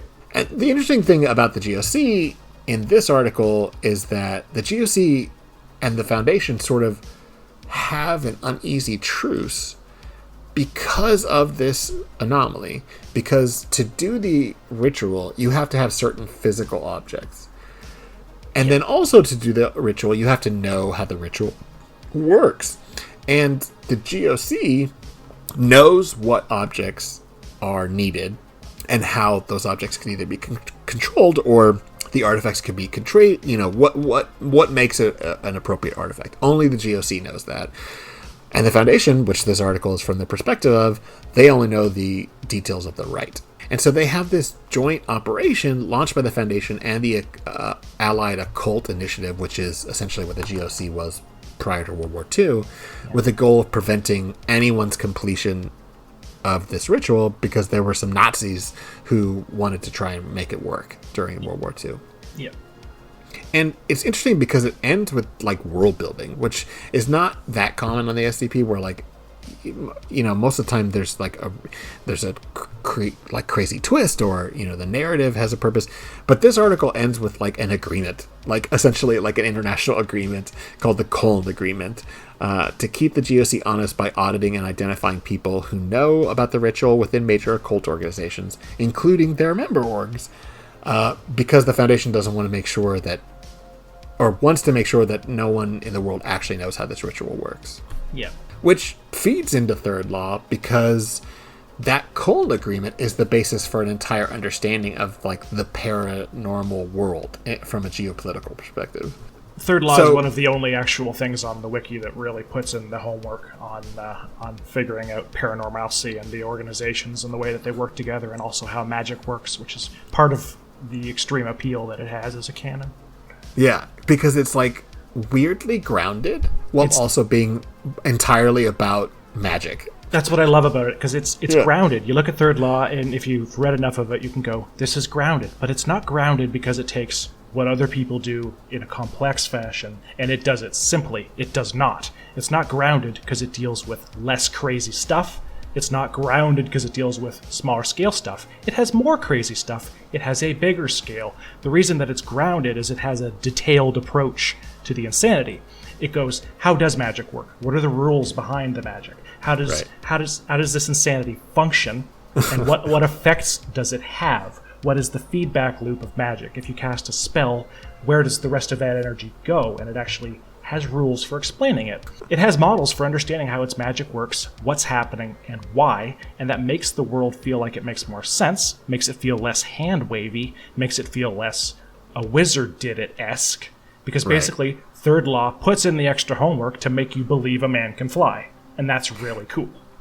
Yeah, and then I think, that is cool, but the thing I think that is so interesting and grounded about it is how it deals with, like, the geopolitical, like negotiations between entities not being gods or anomalies, but entities being, like, the Foundation, the GOC, the U.S., Pentagon, the fucking, European Union, etc., etc. And it's like, okay, so here's this world where magic exists, and everyone kind of knows, even though the veil is intact, but, like, the governments all know, because we saw a lot of shit during World War II, and there's no way to have hidden it all. Yes. So everybody kind of knows, not the everyday civilian, but everybody that is involved in power knows, and also knows that this doesn't solve any problems. The same problems exist. And so we need to, like, form the basis of agreements. So how about we use this agreement as the basis of, like a system of treaties between the GOC and, various world governments and the Foundation. And it's, like, fascinating because in this world, and it is kind of like I said before, it was a canon, so it's like kind of like an alternate universe sort of situation. It's entirely based off of, at least since World War II, this collaboration between the GOC and the Foundation to make sure no one does this ritual from 3457. Right. After the 7th, which one's World War II? The 7th Occult? I think 7th. War? After the 7th Occult War, the Veil era that is run by the Foundation and the GOC more or less in tandem is the dominant mode, and it starts to really break down after the 2000s as things just start getting too crazy for everybody to keep a lid on, and that's where you get all this cool geopolitical intrigue coming to a head. Yeah, I really... So, I talked to somebody recently about their thoughts on third law, and it was Lord, and Lord had brought up this, like, really interesting 3 bullet points, which is the world is fundamentally explainable by science, even the magic, even though some of the science is anomalous / more advanced than the real world, than the civilian world knows. Normality is therefore defined by, like, treaty and consensus. It's not just a vague thing. No, these things, this is all defined through these treaties between these different organizations and governments. And because of this, legal agreements and treaties are extremely important, and the Foundation gains its legitimacy, at least partially, from the need to contain 3457, and in turn the GOC has a claim on the Foundation's support in certain situations. Right. Which is, like, fascinating because, as we've established in all these other articles that we've talked about, the GOC and the Foundation are, like, at cross purposes, and in this world they are, like, partners, even though one is concerned with containing and the other one's concerned with neutralizing. Yeah, they still have huge problems with each other and go behind each other's back, but they also have to kind of work on the same field at the same time. Right. Yeah. I mean, it's like, this is a flawed metaphor, but it's like the way that different police organizations, in the federal government versus the state government, like, they're both kind of want the same thing, but they have different priorities and different ideas about how they're going to work together. Yeah, I might modify it to say that it's the way that intelligence communities in different countries operate, because they're still lying to each other and stealing each other's guys and stuff like that, but they're also sharing a language and a problem.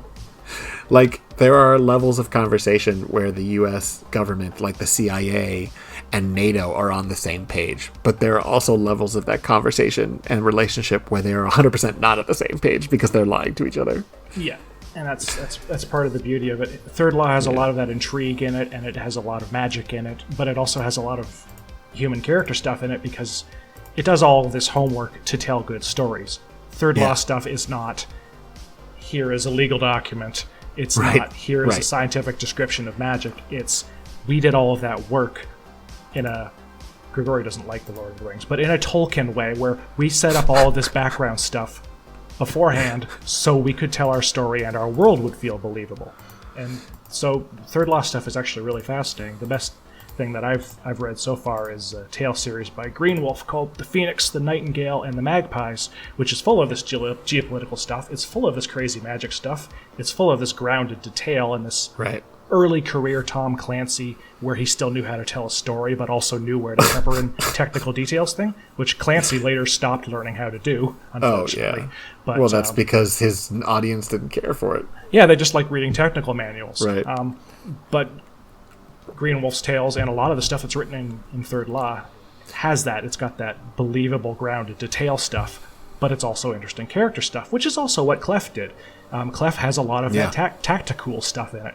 Clef reads, obviously he read a lot of action stuff, and he obviously read a lot of, I'd be surprised if he hadn't read at least Rainbow Six or something. Right, he has to have, yeah. There's big Rainbow Six vibes in here, or played the video games at least. Because a lot of Clef's earlier writing comes across like Tom Clancy, if Tom Clancy ever got horny about something that wasn't a technical manual. Right. Because of course Clef stuff has a lot of that horny stuff in it, which is not his best writing. But when Clef writes stories about flawed individuals going off on crazy technical adventures, he's in his element. His like mission tales are always fascinating and fun and exciting. And there's a continuum of that with Third Law, where there's just these fascinating stories of these cool people who are competent, who have all this technology, and also their magical resources, which are all thoroughly explained so you know what's going on, doing crazy cool stuff that's described extremely well, because they have a canon that's kind of open but kind of closed, because they have an extraordinarily strict quality control with Third Law, which produces a pretty high quality product, whether or not it'll make you happy if you have an idea that they don't like. But their ideas are excellent, and their execution is excellent, and it's pretty great. Absolutely.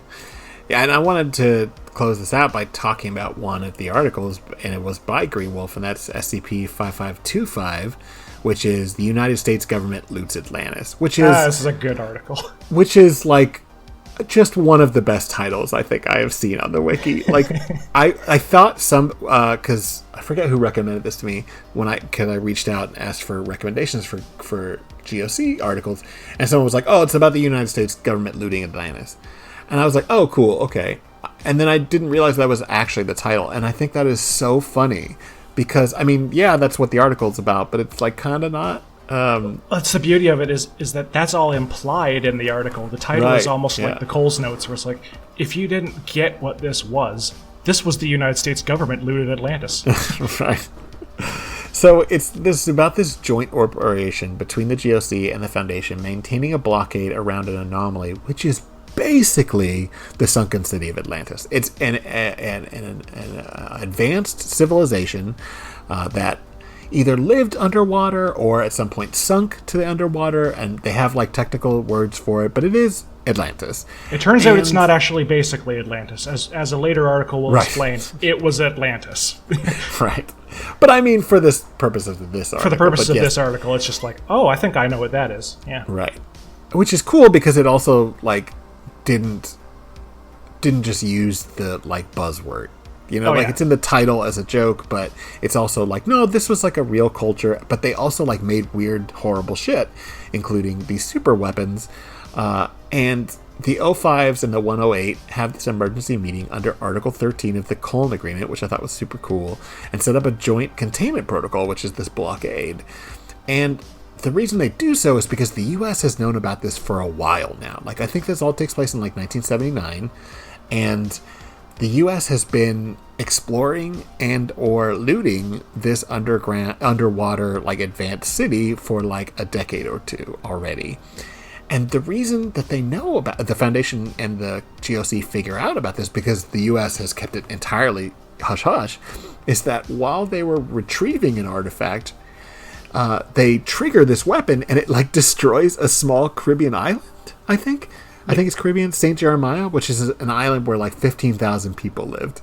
And it's just literally vaporized because of whatever this weapon was. And my thoughts getting to that point in the article is, okay, and now we're going to get down into like a, exploration log where an MTF has to like secure the anomaly, and then we'll figure out what the anomaly is. But like the article is not interested at all in Nope. that.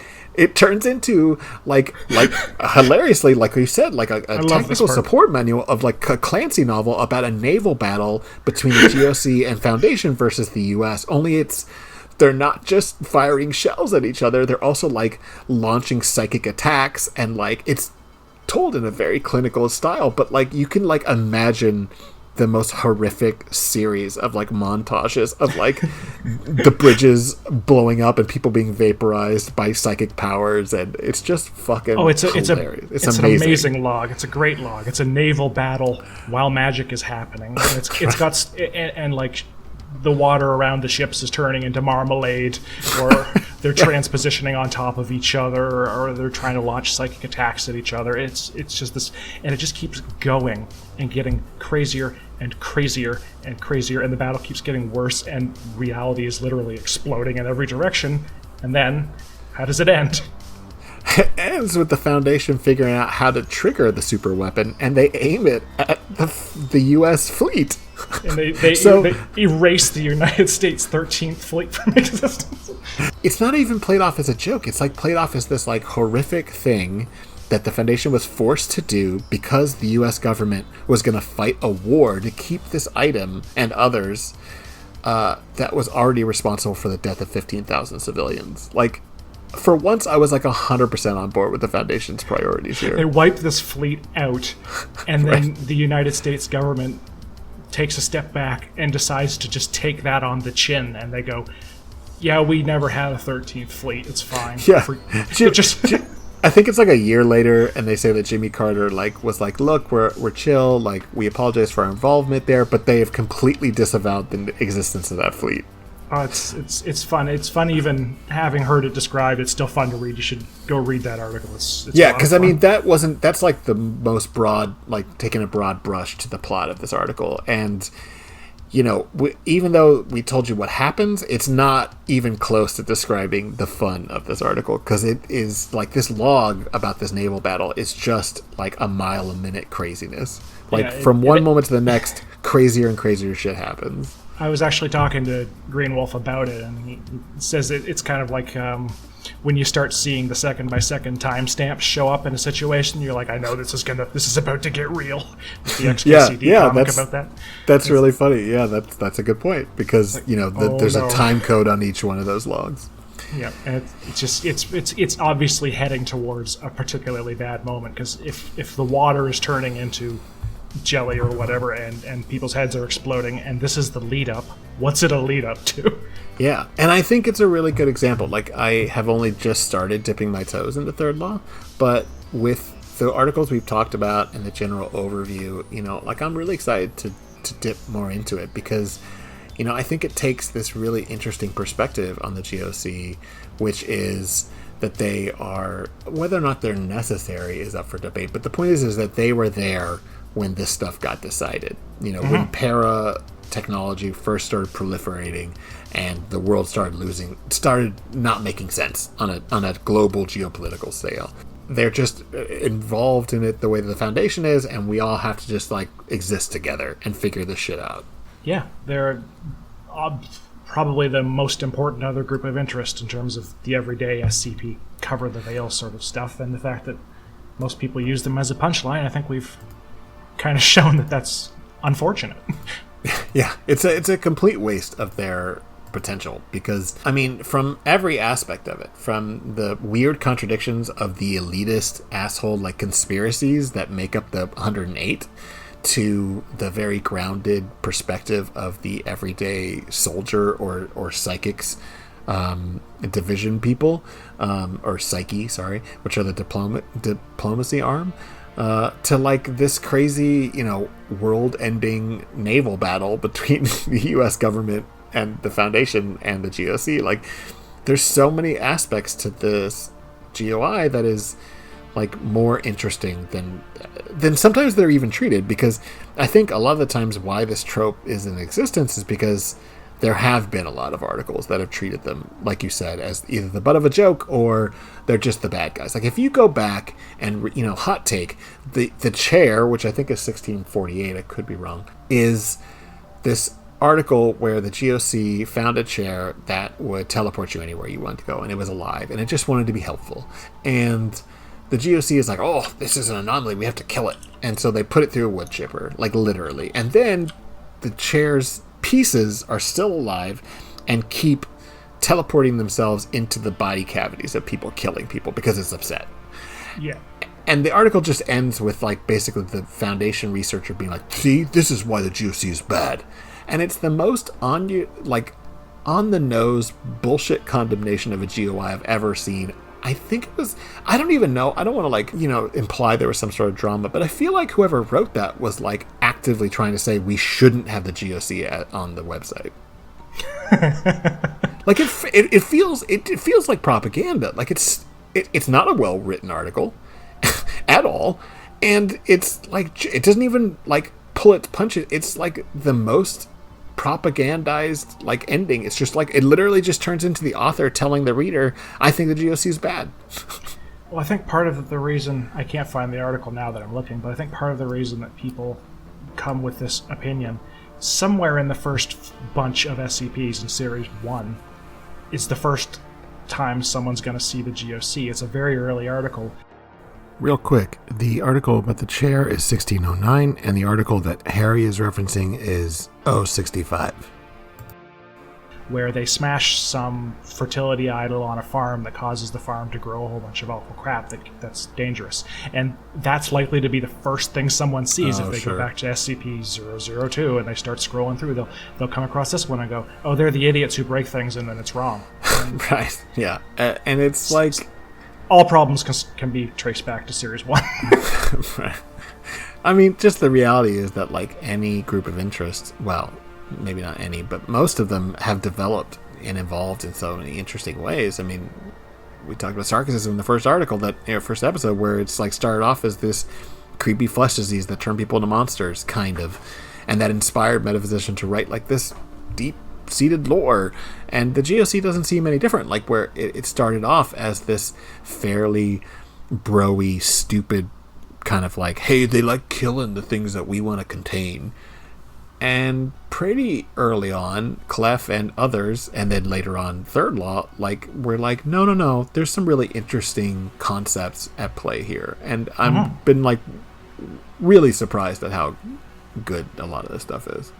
Yeah, it's rewarding to see that any good concept can produce good work, and it can produce bad work, and it depends on how much nuance you want to put into it. Yeah, totally. We're not going to go into it deeply, but I do want to also shout out War on All Fronts, which is a canon that I mentioned last episode, which is very focused on like kaijus versus giant robots. And that sounds ridiculous, but it's not. It's amazing. And pretty much the GOC perspective is the primary perspective from the early articles in that canon, all focusing on the armed response to trying to destroy this Godzilla-like monster. Croco Squid. Right, it's a Croco Squid. Croco Squid. Croco Squid. it's so, like, when people are like, oh, is that the kaiju stuff? And it's like, yes, but it's like, it's really good. It's also the giant mecha stuff. Yes, and granted, I'm a total weeb, but I really like that stuff. The team that unfortunately beat my team in the Canon Renaissance contest, who they got second place, was the Mikasa Junior team for the War on All Fronts canon, and their storyline is fantastic. It's a lot of fun. They did a great job, yeah.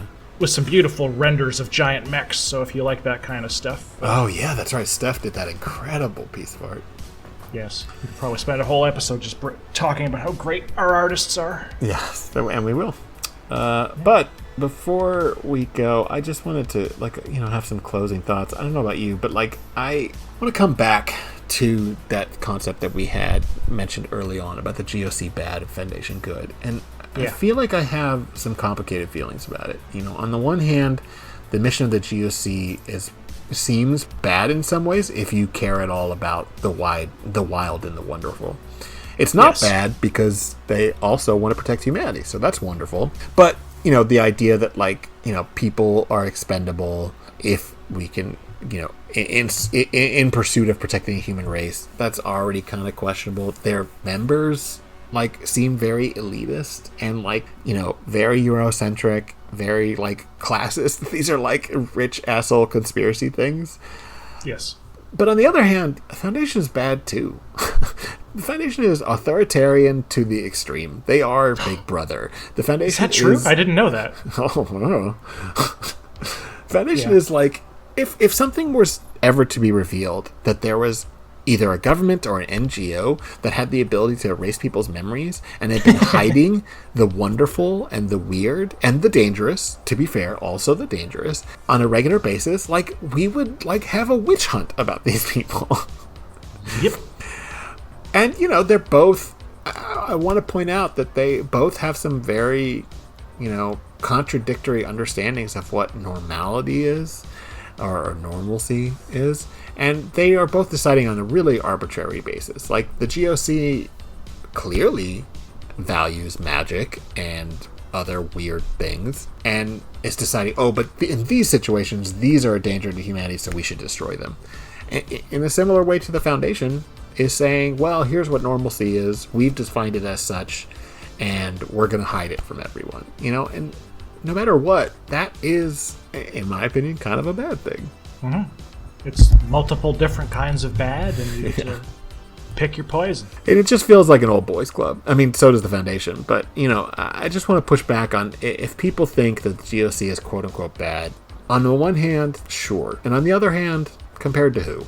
Yeah, and that's what's good about it, is there's really not a lot of point in having one organization that's super good and one organization that's super bad. You want to have a spectrum of different approaches because that allows you to tell more interesting stories. About bad people. About bad people. Because they're pretty interesting to talk about. Did you have any closing thoughts, sir? I'm not sure we've established that I had any thoughts the whole time we were talking. I don't know if I'd be able to say that I have any more at the end, but I've had a lot of fun so far. This has been good. All right. Well, that's what I got. Those are my closing thoughts. Were yay, that was good. I had a good 2 hours of speaking into my microphone. I know. I'm gonna have to trim this down a little bit, but it's good times. Good times.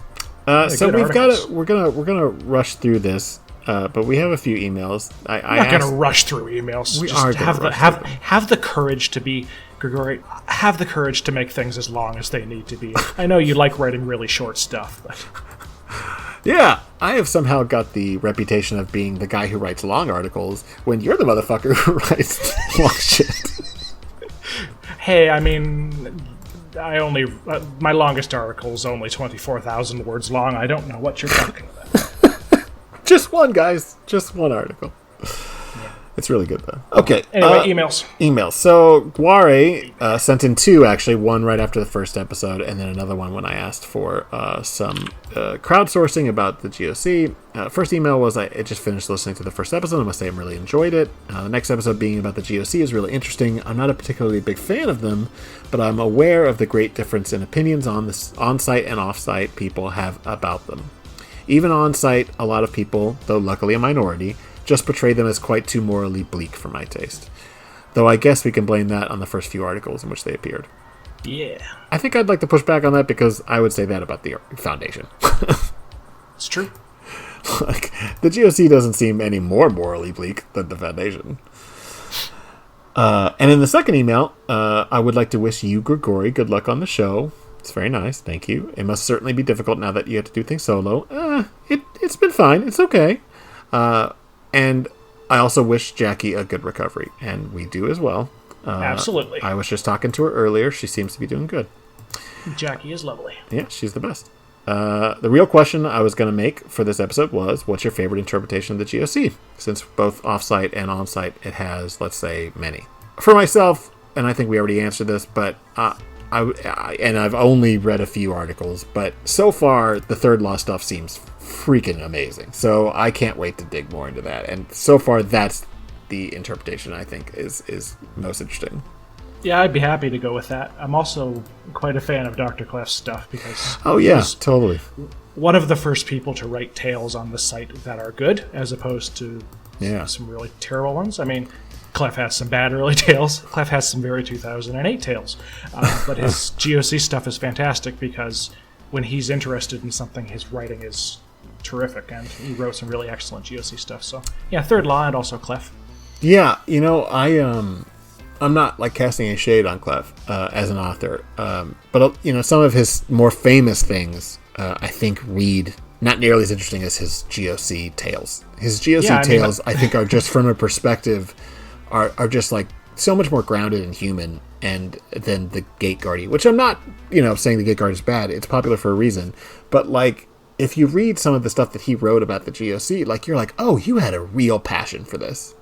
Clef loved writing tales about people going off on missions and doing cool stuff, and you can tell, you can see how much joy there was. Oh yeah, and that's the cool thing is that at least I think, if I understand my timeline of his writing, a lot of that stuff that was most interesting, I think, about his work on the GOC was towards his like later years of activity.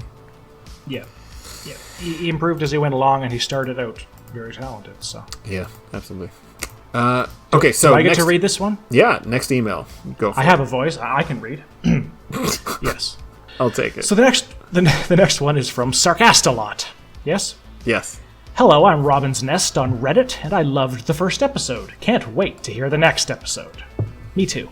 Curious if it's going to keep going with the cosmic forces or the sort of normal SCPs. I love both routes where the cosmic forces integrate together. Keep up the good work. Y'all should have a Discord. No. I mean, maybe eventually.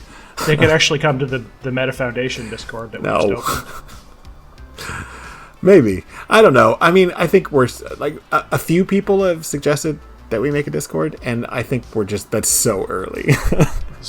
Yeah, there's only 3 episodes. Right. Like let me get 10 to 12 episodes, and then we'll start thinking about stuff like that. We're in our growing phase. But I do appreciate the vote of confidence. In addressing the question, I think that's the fun thing about SCPs is, and we answer the question by what we talked about today, which is not cosmic forces weirdness, but a very grounded GUI. I think the best thing about the Foundation is that it does both. That we can have almost anything on the wiki, and the people that think that it's only about eldritch horror or about scary monsters are really missing the fact that there are, hundreds and hundreds of articles that are just, the most you could describe them as is weird fiction, because they could be about anything. Josie the Half Cat isn't a horror story. It's, a story about a half cat. Mm-hmm. And I think the fun aspect of things like the GOC or, Anderson or other GOIs that are pretty grounded, even though they're dealing with weird stuff, is that you can have a story about, the end of the world death cult or ancient society of, matriarchs. Or you can also tell a story about, like, some soldiers that work for the UN. And it all fits. Variety. This is the problem I have when some people say, like, I hate it when people write X. Everybody should be writing X. It's like, no. Collaborative writing websites are not vending machines. You don't just push a button and you only get that thing. Right. It's a slot machine. You pull the lever and you get what reality wanted to give you. You get what the writers want to produce. I mean, if it was a vending machine, you'd be paying money for what you're getting. Which, by the way, if you guys want to pay us money, we are glad to accept it. Yes. But I mean, it's the same it's the same as academia. You set the space aside for the work to be done, and then the people who want to create the work create what they want to create, and you decide what you want. I mean, people who want more murder monsters, you haven't read all the murder monsters that are on the wiki. Yeah, there's I don't lots. know who I'm talking to. Whoever I'm talking to right now, there is not a single person listening to this who has read every kind of article that they like on the wiki. There are more. There are 14,000 pages on the wiki. The variety is what makes it great, and it will continue to make it great. Absolutely. Okay, so... One more email from Gizma, which has done some wonderful memes just today for both your stuff and my stuff. Yes. Which I'm not going to explain right now because we're going to read an email. Anyway, Gizma says, congrats on the first episode. So, the GOC, huh? I find them really interesting. There's a lot of variety in their content because people have a lot of different interpretations of them. They can be totalitarian and destructive adversaries, but they can also be competent and active counterparts. They can be screw-ups who make things worse. I personally prefer them as the competent counterparts, but my first real experience reading them was going through the hub, so I was exposed to the different stuff, and I could appreciate them in other roles. I really like it when, in an SCP or tale, a bad situation goes worldwide and so out of hand that the Foundation has to start cooperating with the GOC. When they start these joint efforts, it hammers in the stakes, and things might go epic. Which is a really good point. It's good. The fact that they also do more practical sciences and use more occult techniques than the Foundation, especially in the military field, gives opportunities to see them do, and in caps, really cool shit. Really cool shit. I would push back on the last part. I don't know that they do more practical sciences or more occult techniques. I think there's a lot of... misconceptions that the Foundation is just a bunch of people in lab coats because of the focus on like doctor doing this and doctor this or whatever, especially based on like Third Law, some of the stuff I've written, some of the stuff you've written. Like the Foundation is chock full of weird magician types. Yeah, but it's a later accretion into the Foundation side of things, right? I mean, early on the Foundation was doctors and guys with guns. Really early on. Yeah, I would say past the Lowell Foundation, like, you start to see all sorts of weird stuff. Like, historians that are experts in ancient, weird body horror cults. But, yes. Yeah, We're on Metaphysician again? Yeah. Judith Lowe? Yeah, shocker, I made a Metaphysician reference.